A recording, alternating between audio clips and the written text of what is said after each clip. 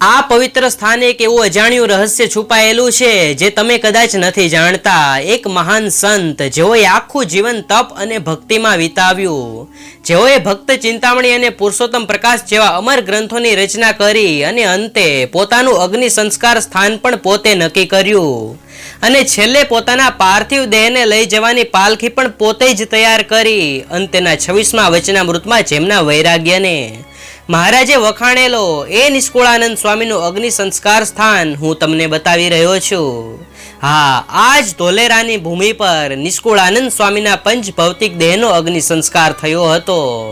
સ્વામીએ અંતકાળે કહ્યું હતું કે મારી ચિત્તામાંથી નીકળતો ધુમાડો જે ગામ ઉપરથી પસાર થશે ત્યાં સત્સંગ સુદૃઢ થશે, ત્યાં સત્સંગની ખૂબ વૃદ્ધિ થશે અને આજે એ વચન સત્ય સાબિત થયું છે।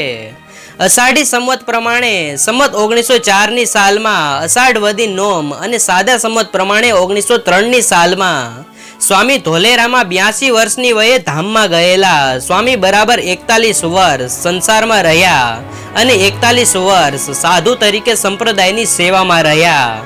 સંસાર અને સંન્યાસના પલ્લાઓ સરખા કરી સ્વામી ધામમાં પધાર્યા, પરંતુ મોક્ષ માર્ગના પ્રવાસીઓ માટે ભૂમિ અને ગરજ સાતી અમર રચનાઓ વારસામાં આપતા ગયા। ભક્તિ નિધિ એમનો છેલ્લો ગ્રંથ અને કહે નિષ્કુળ આનંદ છેલ્લી છંદરે વીર વિચારે એમનું વૈરાગ્ય પૂર્ણ છેલ્લું પદ હતું।